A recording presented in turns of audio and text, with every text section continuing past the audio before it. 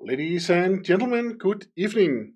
Tonight we're going to look into how we can actually access the Kubernetes API, and it's going to be a lot of fun.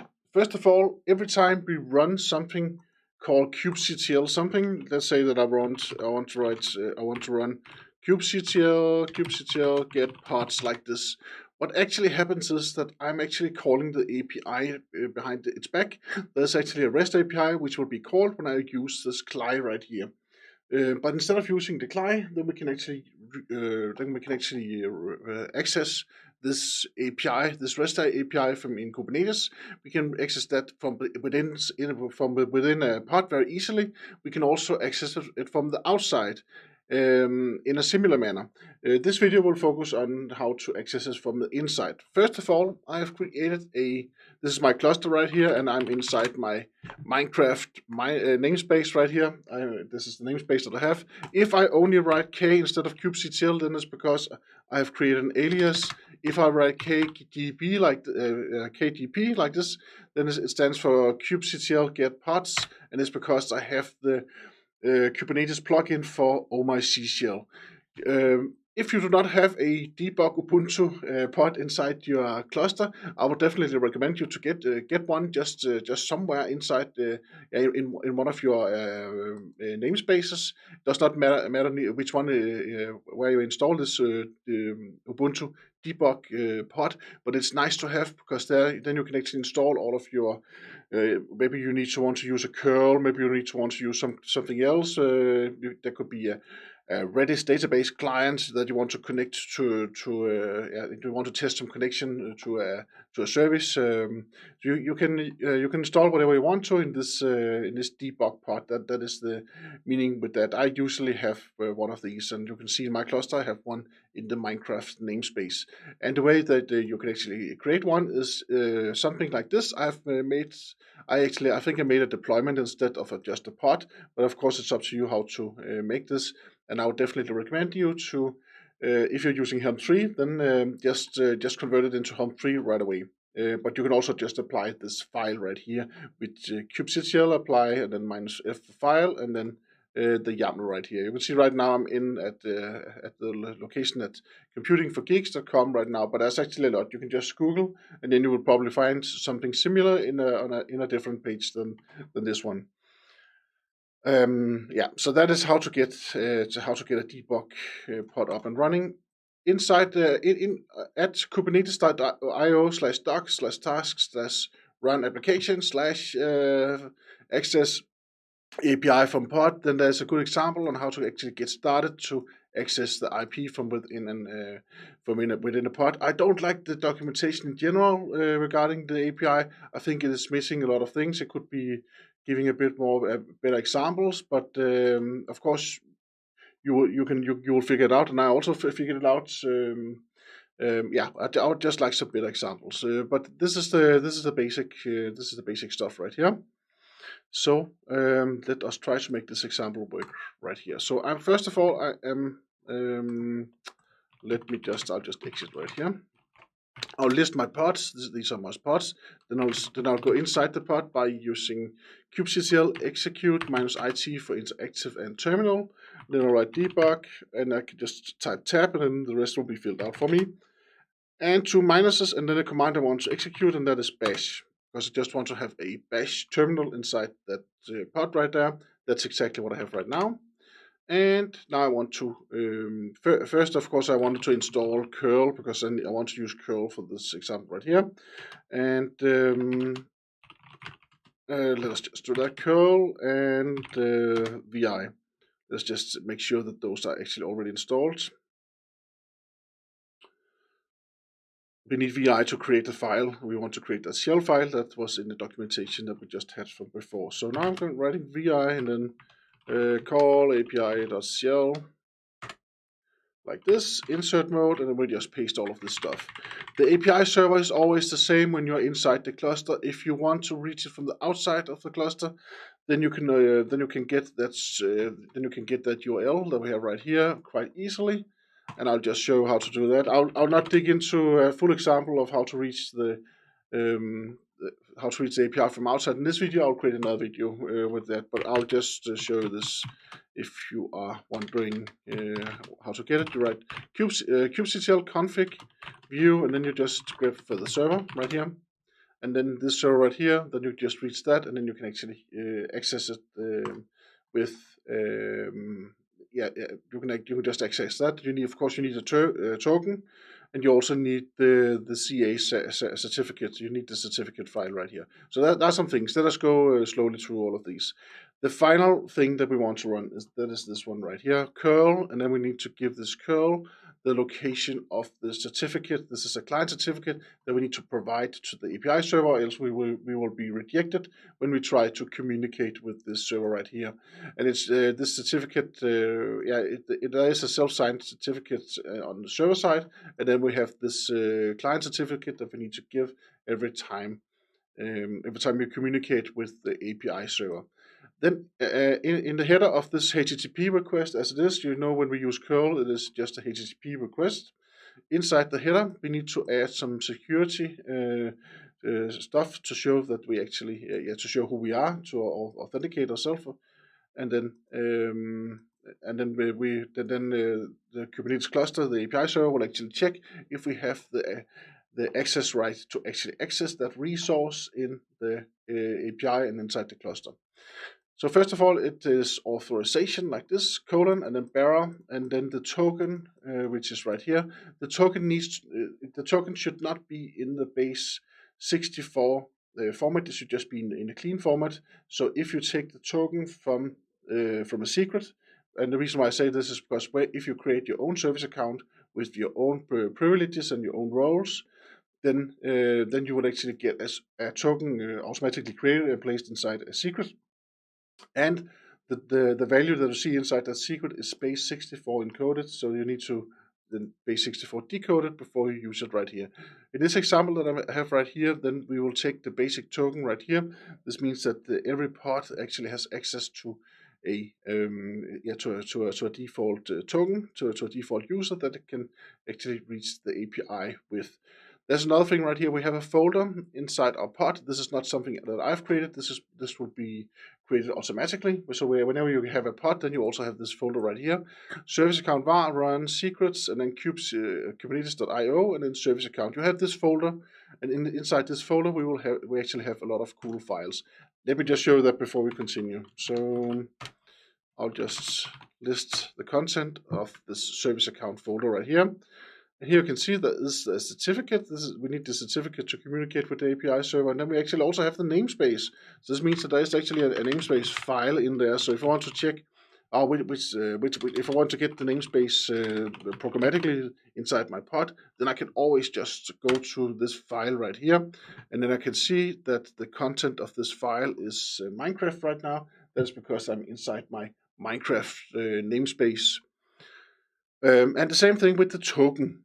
So if I show the content of this token right here, I'll not do that for security reasons. But the token is actually just it is located right in this file right here. So if I would print out this token right here, then I would just get this long string, which is a token that I need to use and place inside the. They need to place inside the header right here under bearer. Then we have the API server, and the API server is always the same. That is this one right here. This was the service account folder. And actually many times you need to create another service account that has some more rights, or you have to create some more roles for this. Those are called cluster roles, or just roles if it's roles that are inside the namespace. That is for another topic. It's a very interesting topic, and you probably need to dig into this if you want to access the API directly, because per default you cannot access a lot. You can only access the API that we see right here. This is the certificate location. This points to a file, and that file will be used right there. Now, okay, I have talked a lot and enough. Let us go out and actually execute the script right here. This is the xget. I do not need to, when I'm using a curl, then this is default. So let me just delete that so it actually looks a bit nicer. It is just for, I think the example just contained this just to show that this is a GET requests. The HTTP type is GET. There's GET, post, put, delete. Those are the four most used ones. Of course, there are a lot of other types also, but those are more technically used. When you're dealing with a REST API, you have post for creating a new resource, you have put for updating, and then you have delete for deleting a resource, and then you have get for listing and getting data and information about a resource. That is how the REST API actually works. I'll save this file now. I'll modify it so I can execute it. I'll just give it the execute capability like this. So where's my file? My file is right there. Let us run this file and see if we have access to the API. Yes, we have access to the API right there. That's pretty cool. What is not so cool is that we cannot call. It's actually cool because it is secure. This means that if I went to, first of all, we can just echo out the API server, and this is the API, and then we actually also have a version. What do I want to do right now? I want to, let us copy this line right here. YY for yank in VI, and let us comment this this right here like this, and then we say v1 like this, and then we say pods. Then we need to give a namespace. That could be Minecraft, and maybe we just want to list the pods and then the status like this. Now I will probably get so this is how the REST API works. You need to give a namespace. Usually you give a namespace and then you give another resource type that could be pods. Then you can say it list all the statuses for these pods right here. But I am not allowed to do that. I will get a forbidden. Minecraft pods is forbidden for this default user. This is because I'm on the default user right now. This means that I have to set up a service account. kubectl get service account. Oh, I need to get, let me just check another terminal. kubectl get service account right here. That's only one right now, so we need to create a new service account. Then I need to get roles. Then I need to, there's actually no roles right here. What about cluster roles? Those are roles that goes across namespaces, while a normal role is just something that will only be inside the namespace. We have a lot of cluster roles, and if you just want to get something running and you don't care about security that much, then you could choose. There's an administrator cluster admin right here, but just be careful. Don't give the token for your cluster admin to anyone, and don't make any demo videos where you expose that a user that has a role of cluster admin, because that user can actually do anything inside your cluster. Of course, you still need the ZAR file also, but yeah. But that's it. This is actually what I wanted to show tonight. I'm trying to keep these videos short. It's not always that I succeed doing that. So what did we do? We learned how to access the API from inside. And what if we wanted to access it from the outside? Yeah, you probably guessed it. Then this API server URL is different, and you need to download this CRT file. So you need to get that locally on your own machine if you want to access it from the outside. Then you need that file, download it, and the way you can download it is just by writing KCP. Should we do that actually? Let me just scroll. I want to end on a success, so I'm going to call the API again, and here we can actually see that we have access to the cluster through the API. Good, great, that's fine. Okay, so let us copy. How do we get that? How will we get that? How will we get that file? How will we get that file? We will use kubectl, and then we will use copy cp, and then we will mention the pod that we have right there, colon, and then we need to give the path. And of course, I already forgot the path, but it's right here. So here we have the file, the path, and then ca.crt. and then I want to download it to MyX cluster CA CRT like this, and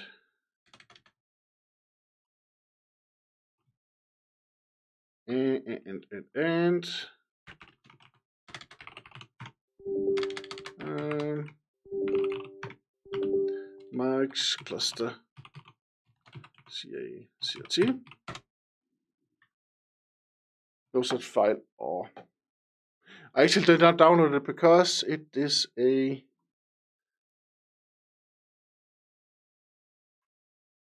okay. I could then pack it. It's because it's a symbolic link, so it actually does not point to. It is not the symbolic link I want. I want actually to copy the file itself. So I actually need to either copy the file so it is located someplace else, so it's not just a symbolic link, or I can also package it with the tar CF like this. I'll not do that now, but that is how to get the CA CRT file. I could also just actually the easiest way to get that file is actually to catalog CAT the content inside the pod, and then and actually just mark the text, copy it, and then place it inside your file locally. That's much easier. So I think we kind of succeeded with this little example here on how to actually access and how to use the API from a local pod. At least the basic stuff. Thank you very much. Have a great evening. Hope to see you again soon. Bye bye.